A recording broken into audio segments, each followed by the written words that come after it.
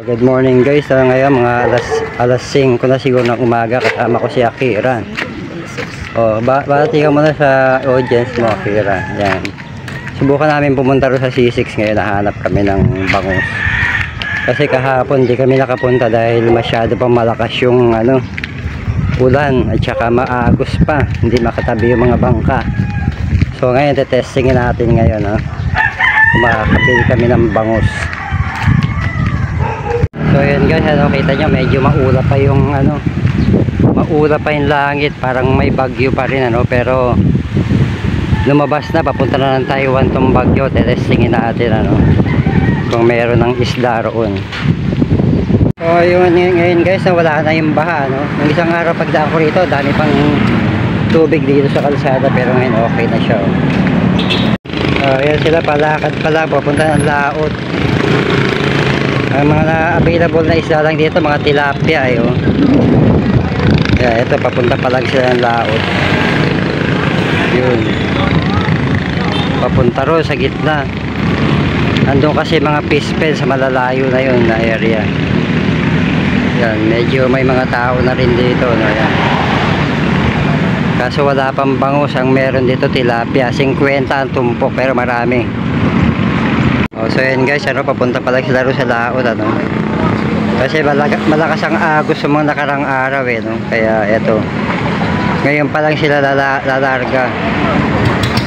Yun, pupunta sila ro sa dulo sa may mga fish pen doon sila kukuha na isda. Yan,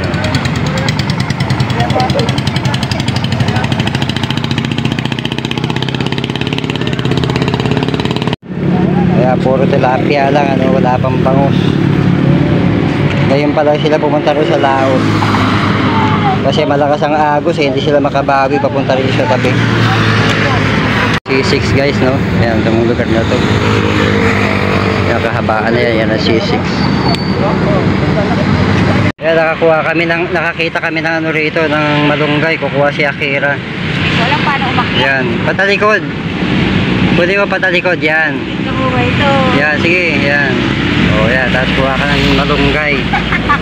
Sayang, pandagdag na rin natin yan sa ulam. Yan, medyo umaambo na. Wala tayo, bigo tayo ngayon kumuha ng bangus. Kasi wala, ngayon pala papunta yung mga tao Ito lang ang kakainin natin, itong malunggay. Brought to you by Akira. Yan, Kawawa naman itong malunggay ng bayan yan, kahit sino pwede kumuha yan pagka gusto niya ng ulam.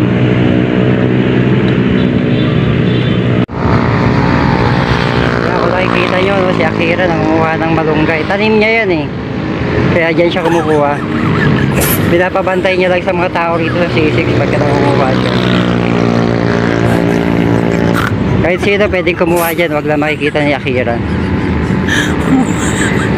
Yan, wala masyadong tao dito sa walang masyadong ritong tao sa C6 kasi napakaulap, parang ang lakas pa ng ulan mamaya. Yan, ito pala guys ang kalawakan ng kalawakan ng Laguna Lake. Kaso puro na yan, puro damo at saka mga water lily. Yan, kayo na dun sa nakalipas na video, meron may isla papunta pa lang dun sa gitna, mangunguha ng mga isda. So yun guys, nakita kami rito ng mint mint leaves. Yan, kukuha sana kami ng pananim kaso wala pang matatanda. Pagka medyo matanda to, pwede mong itutusok lang sa paso, tutubo na yan. Yan, mint leaves. Yan tinatawag na mint leaves. Guys, napakakulimlim ng panahon parang malakas pa rin ang ulan mamaya. Yan, bigo tayong makakuha ng bangus walang bangus doon sa pinuntahan natin. Nakuha natin tilapia, 50 pesos ang tumpok. Yun lang guys, yun lang makipapakita ko sa inyong video wala tayong medyo na i-content kayo tungkol sa bangus.